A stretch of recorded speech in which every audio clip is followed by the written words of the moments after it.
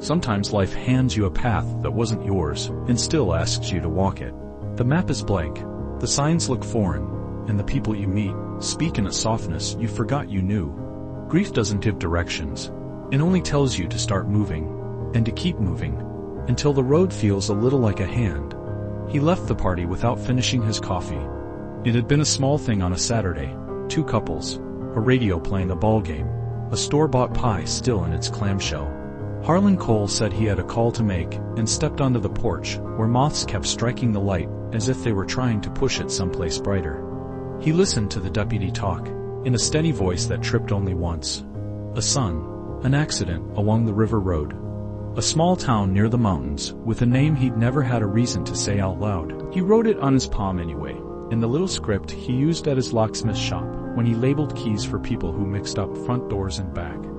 There's a calm that some men put on like a coat. He wore it now. He booked a night train because it was cheaper than a flight. He wasn't thinking of comfort, only of movement. At the station he bought a sandwich. He didn't eat and sat under a mural of a sky he'd never seen. The car was full of bags and small tired arguments, and a baby whose cry got thinner each hour. Harlan tucked his hands into his sleeves. He had not held his son in a long time, and the fact arrived like a hand on the back of his neck. The deputy met him on the platform, a woman with ash in her hair, and a crease at the mouth that never turned into anything more than a crease. She drove him past shuttered mills and a river the color of a dark bottle set on its side. The town was all clapboard and slope, a place meant for passing through, which meant the people who stayed were serious about staying. The morgue was the kind of quiet that made a ticking clock feel drunk on itself. His son lay on a sheet, the face familiar and not as if a sculptor had made it from memory. Harlan touched the edge of the blanket and said nothing. A fly in the window lost its mind on the glass. He signed what he had to. The deputy handed him a small book in a zipper bag. Trail passport, she said. They stamp you at the shelters along the river road. When you finish at the jetty, you get a certificate. She flipped it open. The pages were pale and untouched. He must have started later than most. What happened? Harlan said. It wasn't a question so much as a searchlight. Cold snap, quick rain made ice in the rocks, she said. A bad step, it happens fast out there. Her eyes lowered once, meaning she had a memory of something like it, that no paperwork had asked for. He asked about arrangements, and she said they could cremate tomorrow morning. There's a thing people do, near the end, she added, a tone that had learned to walk carefully. She reached into her coat and placed a river stone in his palm, black, flat, the size of a biscuit. There's a cairn on the headland. Folks carry a stone from the river and leave it there. Some say you have to put down a weight to be allowed to stand there at all. It isn't law. It just helps. He looked at the stone like it might open. He slept on a bunk in a crowded room. The deputy's cousin ran. Stacks of quilts, the metallic exhale of a heating vent, a dozen strangers trying to strike truce with one another's noises. He lay awake, listening to the high, private sounds of sleep. At 2 a.m, a large man with a friendly face climbed into the bed, across from his, and whispered an apology to the Springs. Frankie Bell, the man whispered, to nobody and everybody. After a minute, anybody want earplugs? I bring extras. He held out a little drum of foam plugs like communion. Harlan shook his head, then took them, then smiled because the man's face asked him to. Morning came raw and white. The town's only cafe stamped the passport with a cartoon heron and a date. You walking? The woman behind the counter asked. I don't know, Harlan said. He did not mean to say it out loud. She refilled his cup. You will when you will, she said, and moved down the line. He went to the morgue and signed the last form. The box was small. He held it like a hard book, close enough to feel it change temperature with his hands. The deputy stood with him under a sky that kept opening and closing in the blue. She had a boy's name tattooed at her wrist. I'm sorry, she said. I had a son once. I wasn't ready to give him to anybody, and then I had to give him back to the world anyway. Sometimes I talk to him at stoplights. It isn't much, but it keeps my lungs from forgetting. He nodded. He had no map for this. He had keys, hundreds of blanks hung on pegs at the shop, skeletons of possible entry. He had shirts to pick up from the cleaners on Tuesday. He had groceries that would spoil, and he had a box that did not look like a box should look. and a stone that had been in the river long enough to learn patience. He walked to the edge of town. The river road began as a simple thing, a shoulder wide enough for 2 feet, a ditch that flashed with melted snow, a rag of paper and a fence that had decided to live there for the season. His son had meant to follow the river west, past mills and orchards, past the clap of iron bridges, past forests that thinned until the air tasted of salt. Harlan put the box into his boy's backpack. He raised the pack onto his shoulders. It felt like a hand on him, not heavy, but absolute. The road climbed and curled. He stopped at a cross made of railroad spikes stuck in a stump, the kind of roadside marker that grows into its space until the land admits it belongs. A photograph had been stapled there once, and weather took it, pulling the face back into paper, and then into something else. He set the pack at his feet, opened the box, and took a small gray pinch between 2 fingers. The ash was softer than he expected. He touched it to the air. "This was where you looked up," he said, and the words startled him, because they came warm and ordinary. He let the ash drift. It did what ash does, change shape as if it had just remembered an appointment. Somewhere above him, a hawk cut the circle. It had been cutting for an hour. The road breathed a little, and let him pass. At noon he reached a shelter. Long tables, thermos coffee, a corkboard full of found things. A glove, a note from a girl to a boy she hadn't said the brave part to. Yet, a single earring that had decided it was better off alone. There was a stamp station. He pressed the heron into the paper, and liked the small commitmentless authority of the act. The woman filling water jugs looked at his pack, and looked at his face, and said nothing. Which was the right way to say everything. Frankie was there, cheeks pink with the kind of cold that makes a person look like they've had a good cry, even if they haven't. He raised a paper cup like a glass. "To the river," he said. "She runs like she's late to a dance." "You walking alone?" Harlan said. "Everybody is," Frankie said, and smiled. Then he unscrewed a little jar and held it out. "Pecans. Cinnamon helps more than prayer until it doesn't." When he smiled, the whole idea of a face seemed like it had been invented for him. The road widened. Orchard heaters clicked and coughed in the fields. Once a kid on the BMX bike flew down a gravel drive and leaped the ditch as if the ditch had asked for it. An old dog watched from a porch with white eyes, and Harlan tipped his hat because he was still a man from a place where you tipped your hat at old dogs.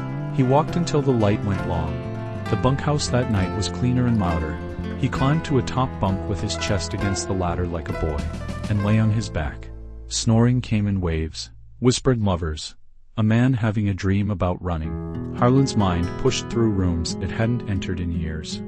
The last vacation had been a county fair and a motel where the vending machine tried to keep the candy bars to itself. He had forgotten the last road trip. It had become just a box labeled trip in his head. He turned onto his side and watched a woman on the other side of the dorm ease the sash of the window down and then up again because the night had changed its mind. Smoke drifted in. She had a Zippo balanced on her knee. She met his look in the glass. "You're a bummer," she said, as if it were a type. "You guys all like James Taylor and take your vitamins with grapefruit juice, and you carry a lot of gear you don't admit you don't know how to use." He almost laughed. "I'm Harlan." "Noelle," she said, "don't mind me. I'm climbing out of a life I set on fire, and it makes me hasty." She flicked ash into a plant that didn't deserve it. "If I don't leave before anyone's awake," she added, quieter, "I change my mind about walking. So I leave early, like a thief." She looked like a person who had practiced being seen and not seen, and had decided not to grade herself on either anymore. He was awake when she left. In the dining room, the innkeeper whipped a red cloth into the air, and bowed to an imaginary bull, the way a person who never had a stage makes one anyway. Harlan clapped, and the innkeeper bowed deeper. "You pick a path," the man said, pouring coffee. "Your father picks a different one. You disappoint both. Still got to walk." He stamped Harlan's passport with a lighthouse he'd drawn himself.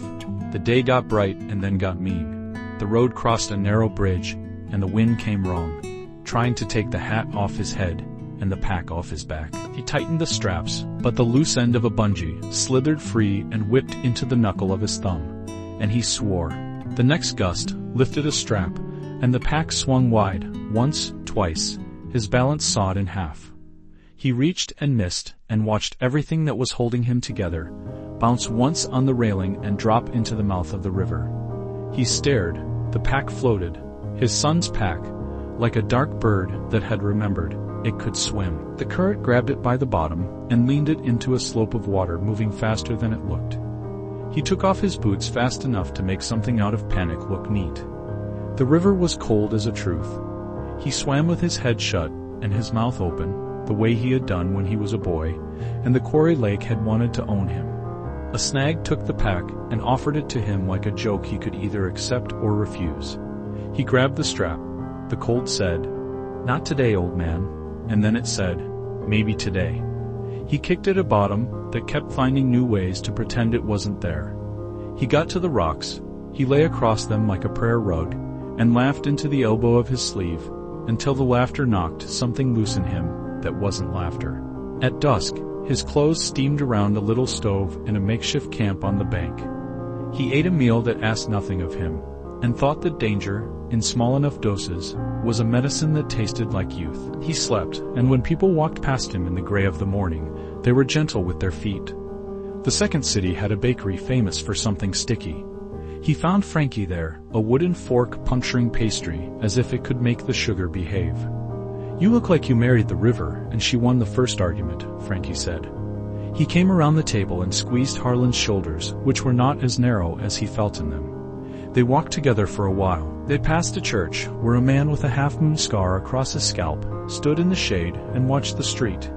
He wore a collar, not the old kind, something simpler, and held a hat in both hands like an apology. "Brother Ken," he said when they stopped. His voice had been through something that removed the showy parts from it. They took out what the doctors called a fruit-sized ghost. That was a year ago.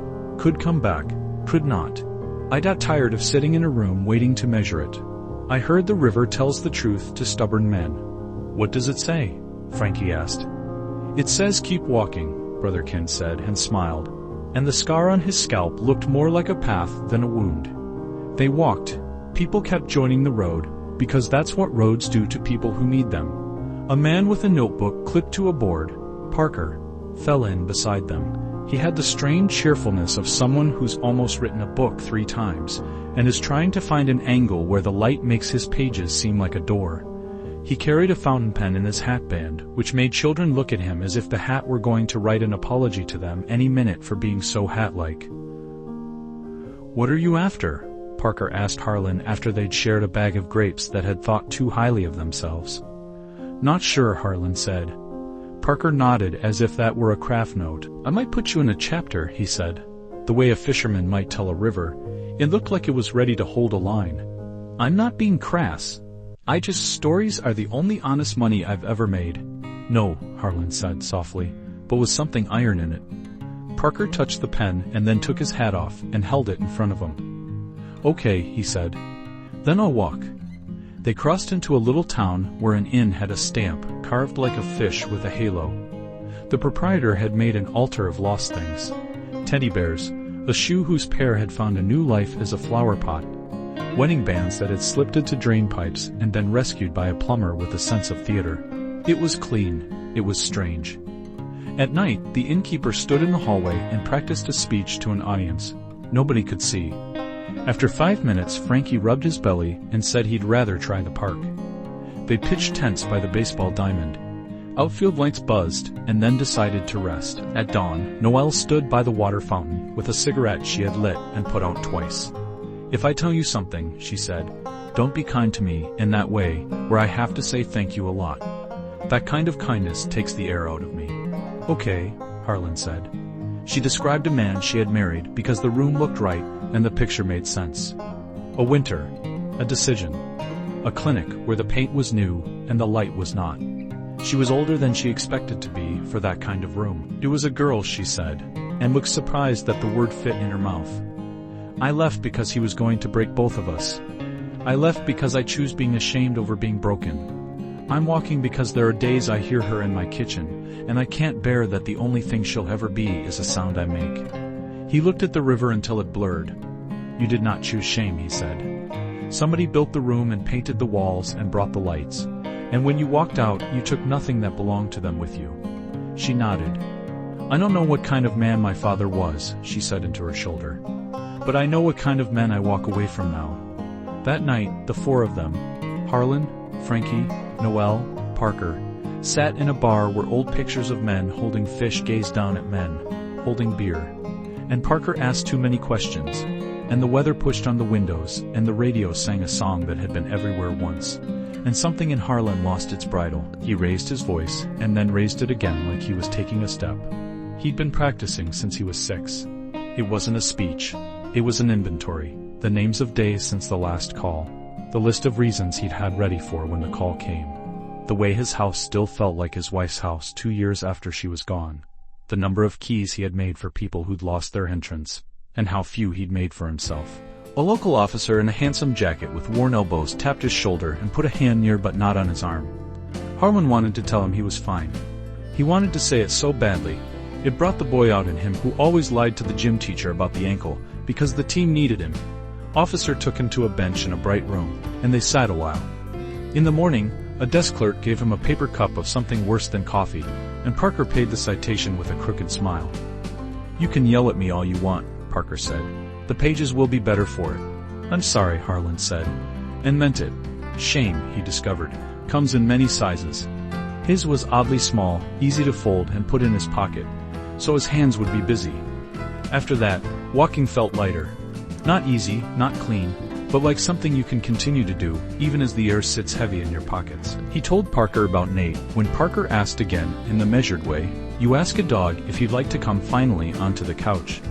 Nate had been the sort of boy who took apart radios in order to teach himself how to listen, who scratched notes on napkins that added up to nothing and everything, who stood in the gravel lot behind the shop and asked why the sky made that shape at 5 p.m. in August, and why it didn't in September. When his mother died, he stopped asking out loud. The questions went into his legs. The idea to follow the river had been a way to let his questions walk themselves. He sent a postcard, Harlan said. A picture of a bridge. He wrote, "When the river stops arguing with itself, it's almost a person. You'd have liked that." He smiled because his son had been right about a lot of things he'd had no proof for. 3 days later, in a market where fish glinted like knives taking a breath, someone took Harlan's pack. It happened between the stall with oranges that smelled like they'd had a good childhood, and the stall where a boy roasted corn and hung something his grandmother had passed down. A small hand, a quick shoulder, and then the pack moving through a crowd with the urgency of a rumor. He ran. The alley narrowed, and the buildings leaned on each other to see what would happen. He shouted a word that did not often leave his throat. A man leaned from a doorway and shook his head. "Not this block. Not this fight."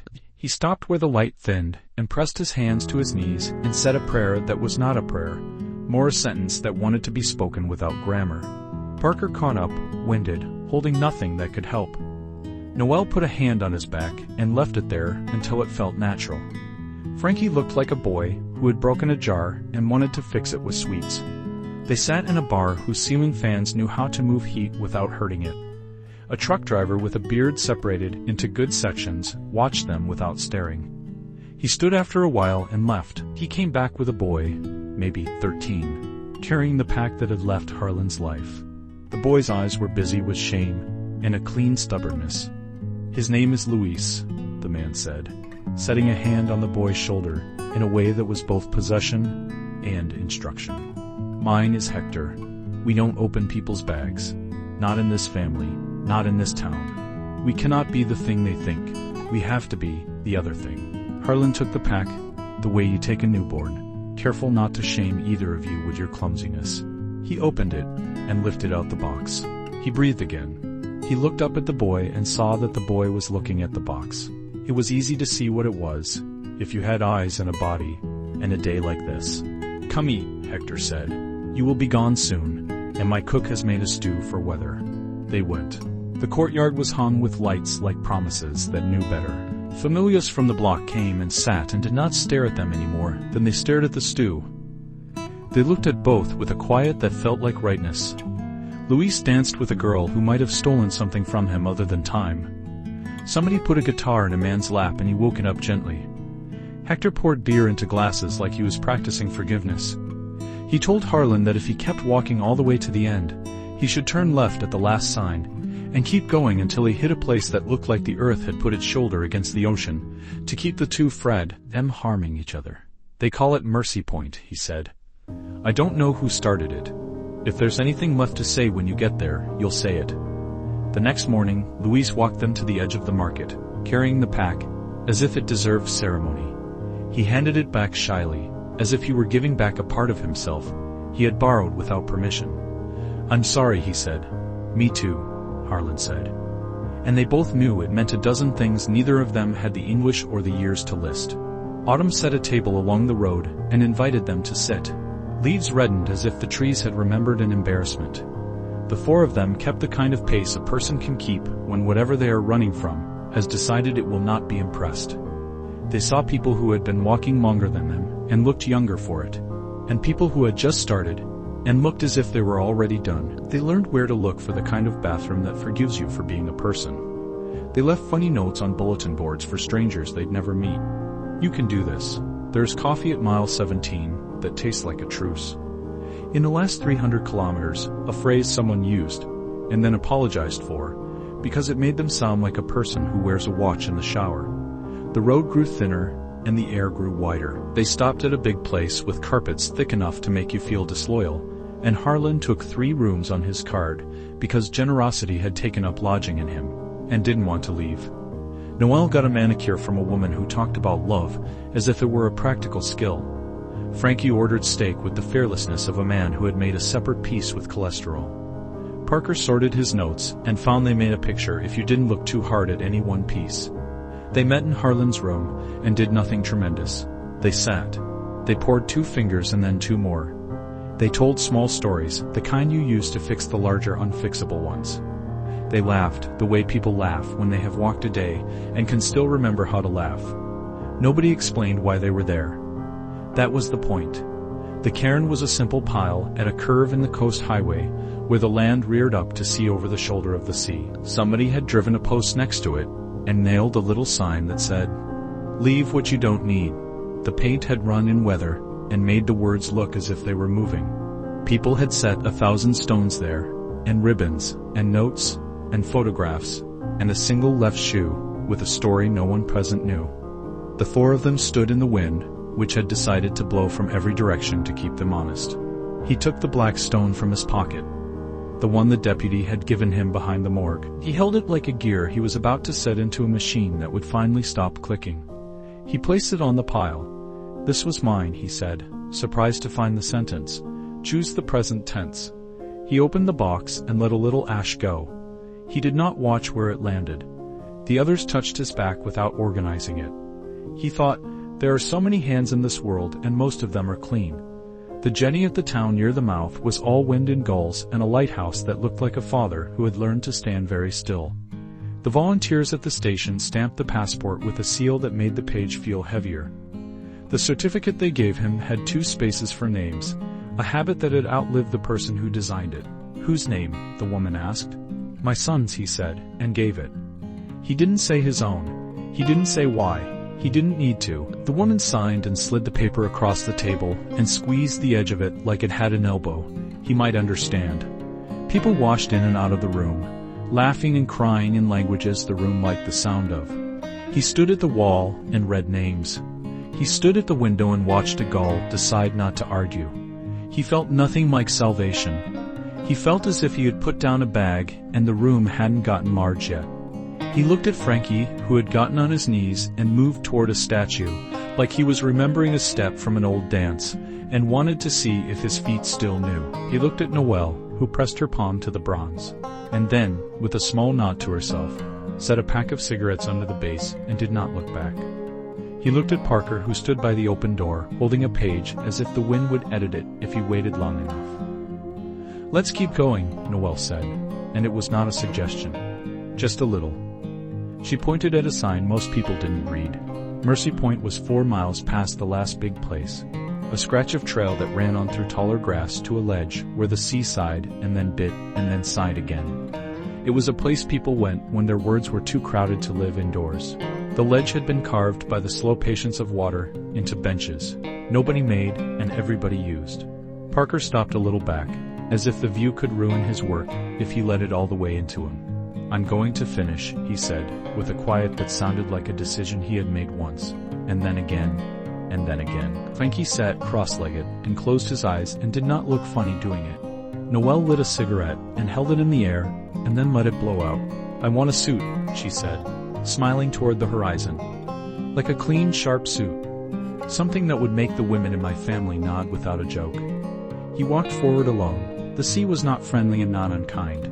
It had the face of a person you want to trust because you have to. He took the box. He tried to say something that would not embarrass either of them. He tried to make a speech he would not regret later, because he knew he would hear it again in the kitchen when the house got too quiet. "I came to bring you home," he said. The words were small, but they were the only ones that lived through that wind. He opened the box and let the ash go. It went into the air, and then into the water that ran in place and still went somewhere. He stayed until his hands got too cold to be holding anything. He put the empty box back into the pack. He put the pack on. He breathed, and the breath found room. They walked back late, on a road that had decided to borrow a little light from everything still awake. Frankie told a story about a boy he used to be, who stole a pie and didn't eat it, and Noelle told a story about a teacher who was kind to her one time, and it lasted a decade, and Parker told none, because he had decided they weren't his to tell yet. And Harlan listened like a door that knows the difference between a knock and the rain. At town they hugged like people who would call, and then probably wouldn't, and still meant every part of the embrace. Parker went inland with his pages, and a look that promised something humble and honest, and not entirely for sale. Noelle went into a shop, and came out in a suit the color of asphalt after rain, and she walked past them, and did not ask permission to be seen. Frankie pressed a folded paper into Harlan's hand. It was a recipe for cinnamon pecans. "You ever want to taste a day where nothing terrible happens?" he said. "Make these with cheap cinnamon. It matters that it's cheap." He boarded a train that moved the other way. The farmer's fields unrolled like someone had decided the land needed a quilt after all. He pressed his head to the window and watched himself reflected on panes of places he would never live. At his stop, he walked to a shop and stood among the keys. He touched the teeth of 100 possible futures. He hung his coat. He swept the floor.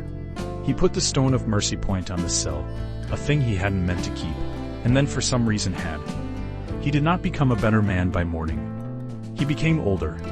He became a person who had once walked to the end of a river with other people who needed ends, and found that endings are mostly doors pretending to be walls. He made a key for a woman who had lost her mother, and couldn't bear to admit that the key she needed was the kind you can't cut, and the lock you put it in is everywhere.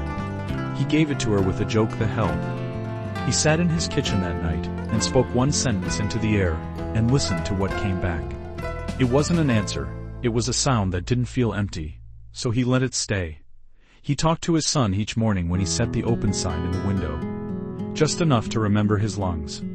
Just enough to keep walking. And the road, which does not ask for our belief, kept laying itself down under his feet, like a truth. If you've been carrying something you don't have the name for, you don't need a map to begin. Start where you are. Take one small step and then another. Let the road borrow your weight until it learns your shape. Grief won't be fixed by distance, but movement can make space for breath. Maybe you don't need answers yet. Maybe you only need to go far enough that the questions stop shouting. When you get there, wherever your mercy point is, leave something you don't need. Keep the rest, especially the part that reminds you to be gentle with yourself, and keep walking.